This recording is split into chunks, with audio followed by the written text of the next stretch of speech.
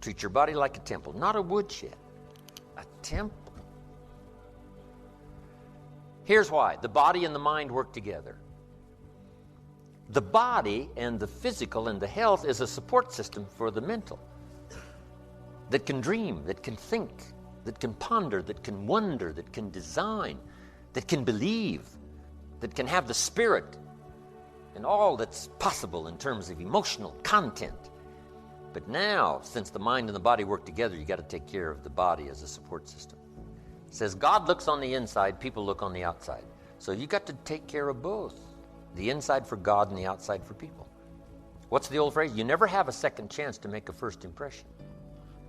So the outside appearance is also valuable as well as inside vigor and vitality. Some people don't do well because they don't feel well. Right? One of the first things to go to work on with intensive effort, and that's your own good health. Because a lot of things come from that. You know, the future possibilities could be greatly diminished by being lazy in producing maximum health. It's incredible. And you can't do that worldwide kind of high-intensity activity without being incredibly healthy. So the idea of being rich and the idea of covering the world and the idea of lecturing around the world, those are high and lofty ideals, but unless you have the health, I'm telling you, it can't be done. So why not start with the health and see if your own vitality would inspire you to more imagination? Because now when you imagine, you can pull it off. If you'll take care of that as a support system, you can't believe what else is possible. You can't believe what the mind can think of. You can't believe your imagination and your faith and your ability to say, hey, I'll go to work and produce the muscle to do the deal. Why? I'm healthy. I'm vigorous. I'm vital. I'm not out of breath. But sometimes, you know, when all these ideas and stuff comes and, you know, you're a little bit too weak to even attempt, you say, oh, I'm not sure I can do that. The doubts sometimes are more physical than they are mental. You haven't got the vitality to believe it's possible. But if you've got the vitality and the strength and you've got the health to do it, I'm telling you, ideas seem to love to be invested in healthy people that have got the ability and the ambition to pull it off. They got the health to do it. They got the strength to do it. So have a talk with yourself and say, this is the last time I'm going to be out of breath. This is the last time I will lack the vitality to pull off my dreams. Because sure, the dream factory will shut down if you haven't got the vitality and the energy and the health to pull it off. Now also part of the physical is the outside as well as the inside. But physical, outside, inside. Here's what's good advice. Make sure the outside is an excellent reflection of the inside. Take care of both. So first in personal development on these three parts is physical. Here's the second, spiritual. I am a believer that humans are a special creation. I don't ask other people to adopt my belief, but I simply am a believer that humans are unique among all life forms. These are three excellent words: study, practice, teach. Don't neglect your studies on your own spirituality, whatever its origin, whatever your beliefs. Then practice, put it into practice so that, number one, you become a good role model, first for your children. Then teach, pass it on. You got to pass it on to the next generation and the next generation. What if the next generation gets a little weaker and the next generation gets a little weaker? Now the family foundation is starting to be weakened, which now weakens the nation because the nation is built up of strong family foundations. Now here's the third part. First is physical, second is spiritual, third is mental. Some key phrases on the mental part. First, the mind must be nourished. It's got to have good food. The reason for coming to a 2-day seminar is just food for thought. Bread for the head, we call it. Make sure that you're your own best filter of what goes into your mental factory and spins out the fabric of your life and future. Stand guard at the door of your mind. Spend time. Be a selective listener. But you got to have a good diet, a good mental diet. Now here's what's important. A proper menu for the mind to make sure that it's got a wide range of nourishment. Because the mind needs the full education. Now, we also need mental exercise. We talked about debate earlier. That's good mental exercise. Is it or isn't it? Here's what's important: to debate with yourself, to look at both sides of the issue. You must be a student of tragedy as well as triumph. You must be a student of ill as well as good. Learning to debate with yourself what's good, what's bad, what's good for you, what isn't good for you. Keep your mind vigorous. Study evil as well as good. You need a good library. And in this library, you need all kinds of diversity. You need a book on Gandhi and you need a book on Hitler. Gandhi to show you how high and lofty someone's ambitions that are noble can go, and the other one to show you how despicable and low someone can sink in terms of pure evil embodied in a human. Don't be afraid of the debate. Don't be afraid of the health debate. Don't be afraid of the religious debate, the spiritual debate.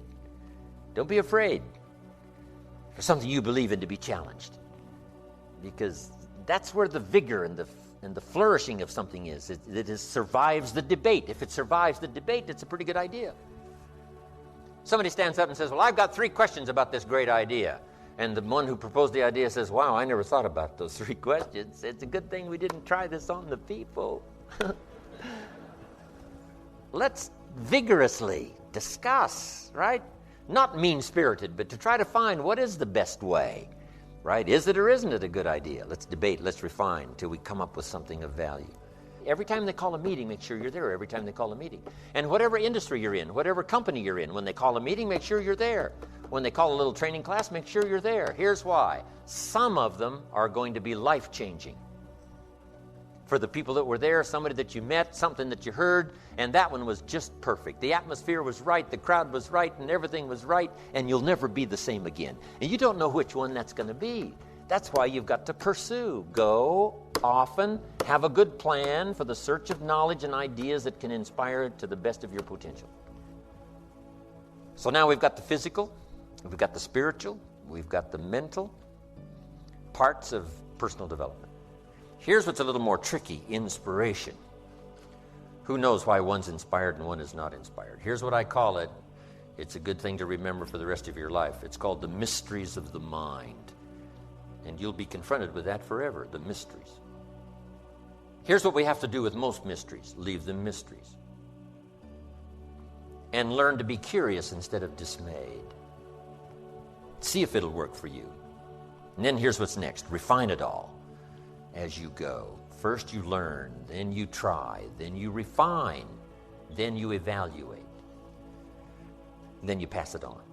We don't study philosophy just for philosophy, or attitude just for attitude, or discipline just for discipline. These things by themselves serve no purpose. But these 3 items invested in labor, in the work, produces results. Now we measure our results to see how our disciplines are working, how our attitude is working, and how our philosophy is working. And if the results aren't to your liking, there's only 3 places to check: discipline, attitude, philosophy, personal philosophy. The education of the dangers of life as well as the possibilities of life. When I teach philosophy, the 5 major pieces to the life puzzle, here's what we teach in philosophy. Life consists of really 2 major things. One is avoiding the dangers and taking advantage of the opportunities. That's what life is all about: avoiding the dangers and taking advantage of the opportunities. Now, by education, you've got to be able to see both, where somebody points out to you, these are the dangers, these are the possibilities. And if you keep refining your ability to see the dangers, to avoid as many as possible, and to see as many opportunities as possible, and to maximize those as you go and refine and go produce and refine, now that starts to develop the foundation for what we call a good life, a productive life, a fulfilled life. And we need this mental input. 2 days is a little staggering in terms of sort of a crash program. And you couldn't do it every week, a couple of days every week. It would be too much. But a couple of days to just really concentrate for a while. Hopefully I send you away from here tomorrow a little mind-weary, right? Of taking all these notes and trying to get it all and trying to think about it while you take notes. I know it's an intense session of a couple of days, but I'm telling you, it's going to be so valuable for me to express it and for you to get it. Because then you just load up your wagon full of stuff here, mental wagon to take it home and sort it out and decide what's valuable to try today, some that you're going to think about a little bit later, but now at least you've got it. So that you'll have mental food to feast on long after the lights are out and we've left the premises. Enlightened self-interest. Part of human nature is self-protection. Part of human nature is self-survival, self-development so that we can defend ourselves and explore the possibilities in ourselves. Self-interest. Now here's the big question. Is that okay, self-interest? And here's my best answer. If it's enlightened. If it's enlightened. Otherwise it turns to selfishness.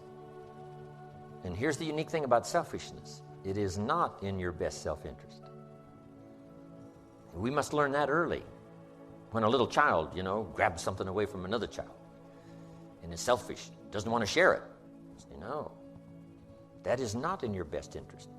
And at first it doesn't seem like it. At first it seems like, no, what's in my best interest is what's mine is mine and what's yours is mine.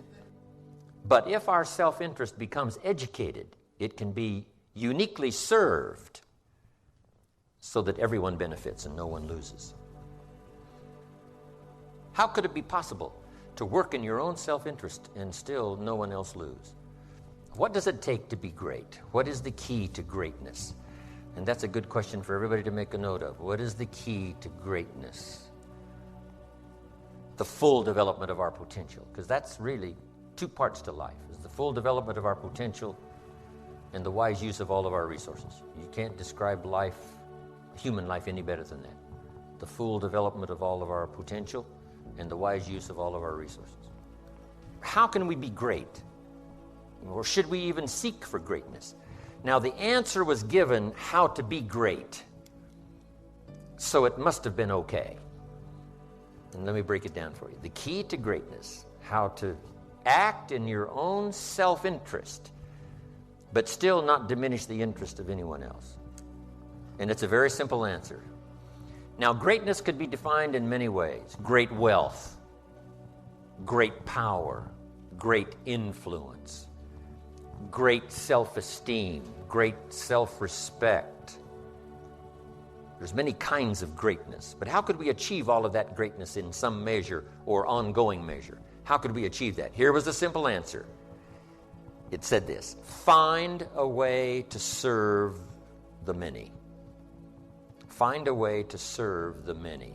It is the greatest key to self-interest. Now, wishing to be great would seem as a statement of your own self-interest, which is true. But we're talking now about enlightened self-interest. Find a way to serve. Now we come to the next one. If you wish to be ruler over many, nothing wrong with that, to be ruler over many. Here's what it says: be faithful when the amounts are small. To rule over many, be faithful when you have just a few. Someone says, well, if I had a big organization, I'd really take good care of it, but I've only got 3 or 4, I don't know where they are. See, that's not the key. The key is to really know where the 3 or 4 are. Take exceptionally good care of the 3 or 4. Because if you become faithful, if you become disciplined in giving your best attention and the best you've got to the few, now you begin to qualify now to have the many to preside over. The many will come if you pass the test of the few. It's better to give than to receive. Now, see, at first, that doesn't seem right. At first, but here's what you can get at first: faked out until you become educated. At first, it seems like it's better to receive than it is to give. And you say, no, you must be educated to understand. It's better to give than it is to receive. Now, here's why. Giving starts the receiving process. Wouldn't that be acting in your own self-interest, is to do something that started the receiving process? And the answer is yes. Now I understand. Now I can act in my own self-interest in an enlightened way instead of a destructive way. Life responds to deserve, not to need. Life was not designed to give us what we need. Life was designed to give us what we deserve. Now, not in a moral sense now. This is just in a basic sense. There are certain moral challenges as well, spiritual and moral. But here's what the great law says. It does not say, if you need, you will reap. That's not what it says. If you move toward education, education starts to seek you out. This is one of the unique positive mysteries. Whatever you move toward, moves toward you. If you move toward progress, progress seems to want to now embrace you, move toward you. All life seems to wish to reward its benefactor. If you become the benefactor, you'll receive these incredible rewards. If you're the benefactor to the garden, the flowers seem to bloom and say, look at me, look how bright and beautiful I am because you took care of me. I wish to reward you by being beautiful, lovely, spectacular. And if one person touches another person's life with something they've learned, something they've felt, something they've come across, an experience they've had, places they've been, things they've seen, people they've met, a chance for one person to touch someone else's life has an extraordinary opportunity to produce what I call a miracle. A miracle being something we don't quite understand how it works. All we know is it works. And the miracle of new life, the miracle of a company like Herbalife, the miracle of opportunity that spreads beyond just the community where it got started, that all happens when one person meets another person and shares part of their experience, shares part of their knowledge, passes along something from the head, yes, but mostly from the heart. No telling how many people are going to be there multiplied by our effort to come and touch you and your effort now to reach out and touch someone else. That is the Herbalife story. Having something of value and touching someone else's life, whether it's the product or the opportunity for personal development. Why Herbalife has been so successful. And I've got 4 major reasons. Here's the first one. Leadership. Nothing can happen of much value unless someone steps out front and leads the way. Someone who steps out front and says, I will take on the early problems, do my best to solve them, gain the necessary skills, necessary experience to lead the way. When we look around and say, why has Herbalife become so incredibly successful, we've got to start number 1 with leadership. But I watched Mark as he mastered these skills one by one by one. When the challenge came up to learn something else, he learned it. When the challenge came along to extend his skills, he extended himself and learned it. And that's the challenge that all of you have, including myself today, is to keep learning the leadership skills necessary to make this company grow. And if I was to give you some advice, this would be it. Master the skill.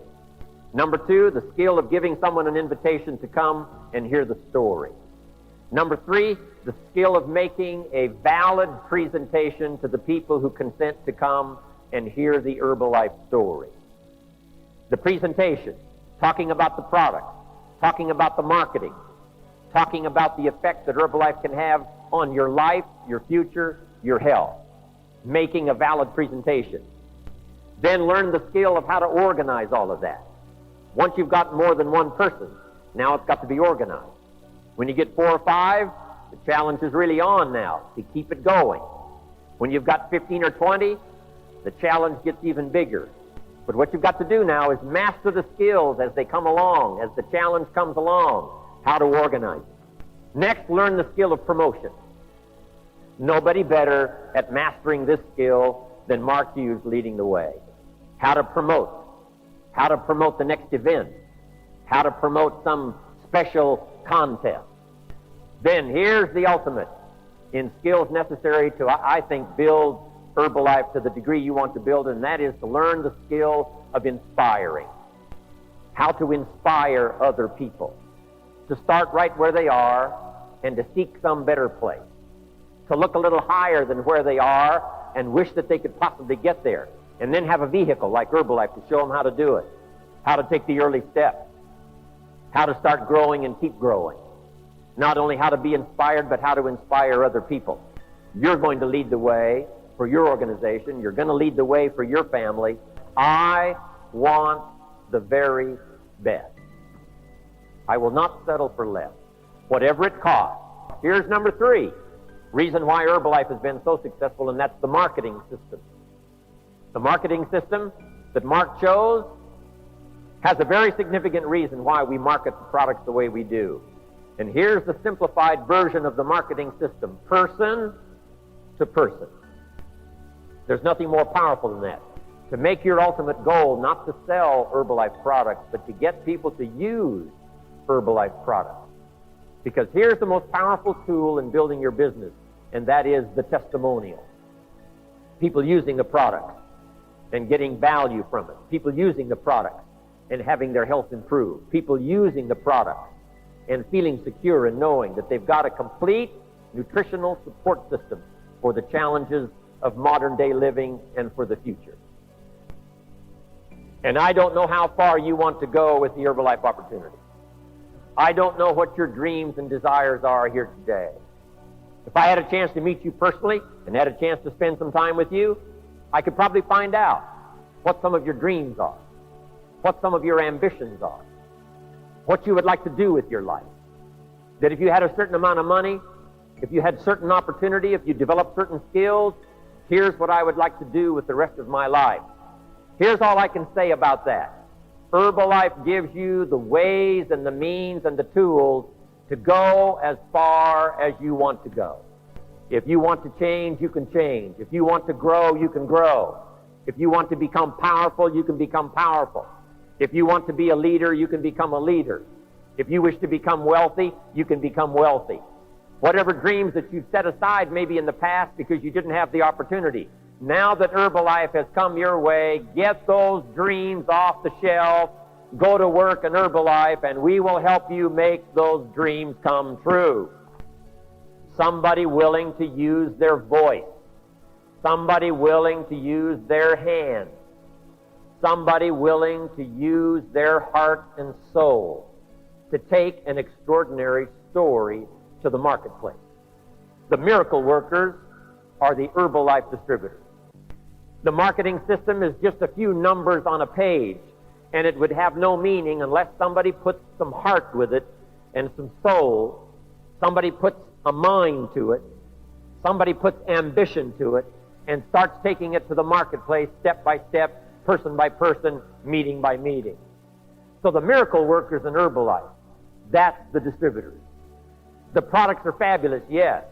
The marketing system is unique, yes.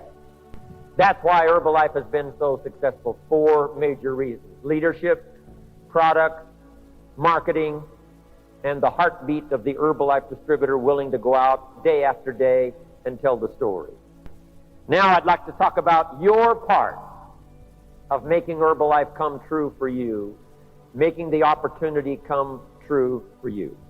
The major key to your better future is you. The miracle of your future has to start with you. First, it has to start with you deciding what do you want out of your life. Your willingness to look for opportunity. And when you find it, your willingness to do something about it. Because the miracle of your future does not lie outside of you. The miracle of your future lies within you. If you'll change from a person who won't try to a person who will try, your life will change.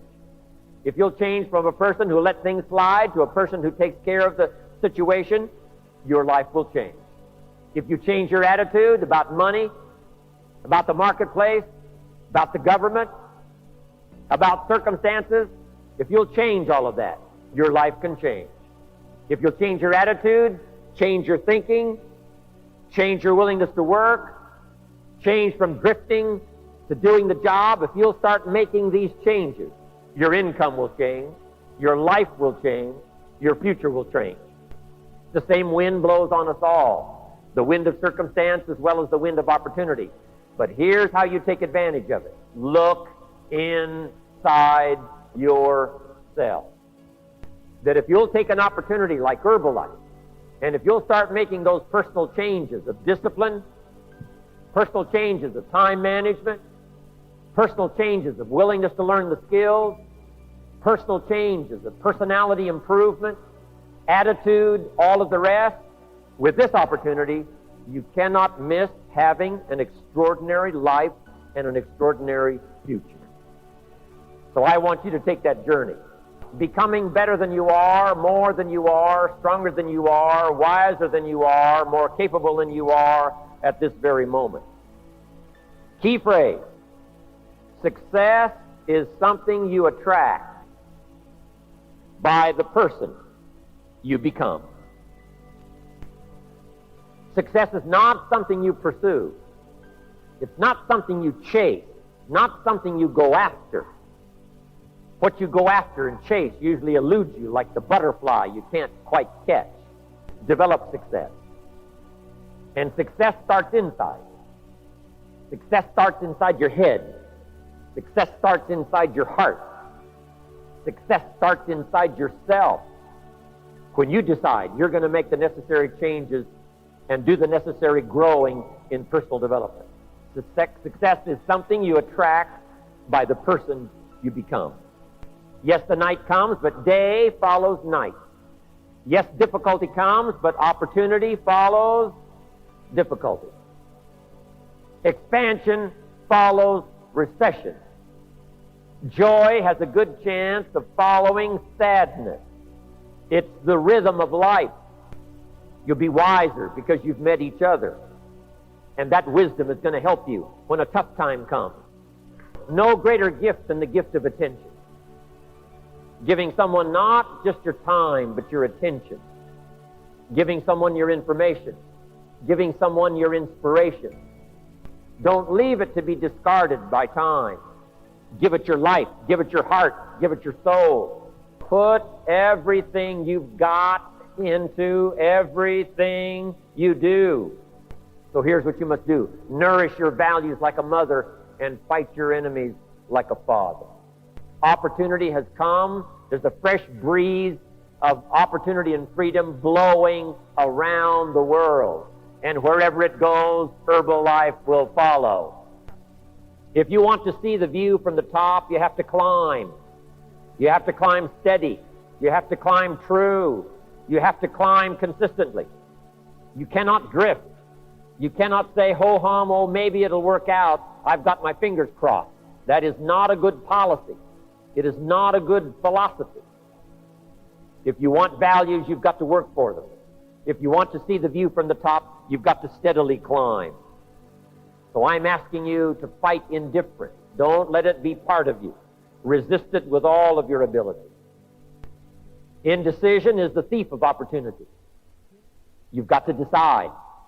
Yes, some decisions take longer than others, but don't take any longer than you need to make a decision. Give it a try.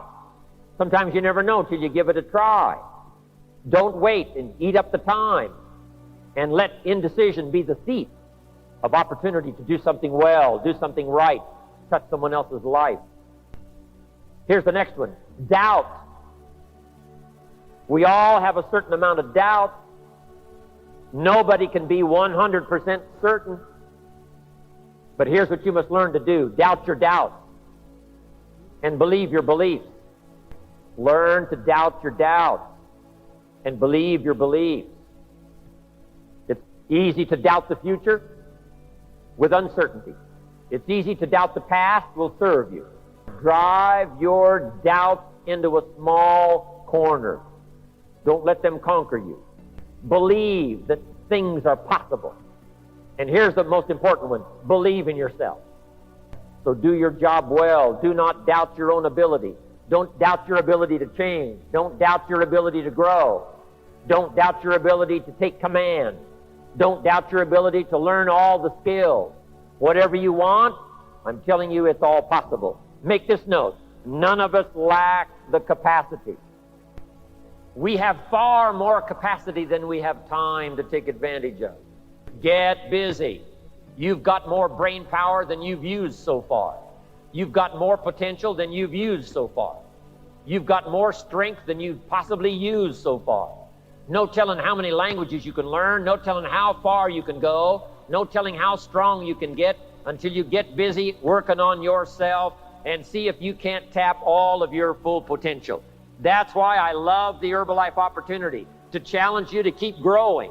Go with me and Herbalife, and I promise you, You'll have an opportunity to extend your skills and become more than you thought you could ever become. And that's one of the reasons why I'm here, extending Mark's reach with the Herbalife opportunity literally around the world. I invite you to take the journey of personal development. Don't sell yourself short.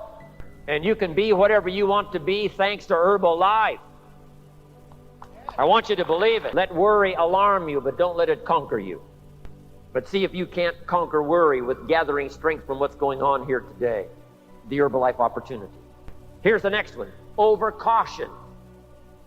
Being too timid to try. Too cautious to try. But that's what life is all about. You gotta take a chance. You don't have to be foolish. But you have to plant in the spring to have a harvest in the fall. Someone says, what if it doesn't work? I've got a better phrase for you. What if it does? Somebody says, what if I go broke? That's one option. Here's the next one. What if you get rich? If you meet someone, take a chance and tell them the story. If you meet someone, work up your courage and give them an invitation. You got to take a chance to give you our life, to give you our knowledge, to give you our heart and soul. Here's what I'm asking you to do. Take advantage of it. Let us nourish you the best we can, give you the best we've got, because we have come here sincerely, wishing to be of value to all of you, so that the lessons you learn here and the spirit you pick up here will serve you well, not only in the days to come, but the rest of your Herbalife life. There's an interesting phrase from an ancient prophet, and it says, in due season, your harvest will come. Harvest does not come to those who did not plant all those months ago called the spring. Harvest does not come to those that hope. Harvest does not come to those that wish. Harvest does not come to those who have their fingers crossed. Harvest only comes to those for which it is due. Harvest only comes to those that have planted, that did the job. You've got to have vision for a child in looking into the future when the child has no vision of his own. Here's the key phrase in Herbalife. Let your distributors borrow your eyes to see into the future. Things they cannot at first see. Let them borrow your vision that you can start all those years ago and put yourself through the paces, make the sacrifices, and see the people, and the harvest finally comes. Not only the harvest of money, but the harvest of good health, the harvest of heart and soul, the harvest of taking a lot of good people with you as you make the Herbalife journey. Your harvest will come. And you're going to have the same question. Why work this hard? Why get up this early? Why stay up this late? Why go that far? Why make these kind of sacrifices? Why talk to that many people? Why try to see how much you can earn, how far you can go? Why try to see how much you can accomplish, how many skills you're going to be challenged by? Why do all this? Good question. But now jot down the second question. It's the best answer I know of to the first one, and that's why not? Why not see how much you can earn?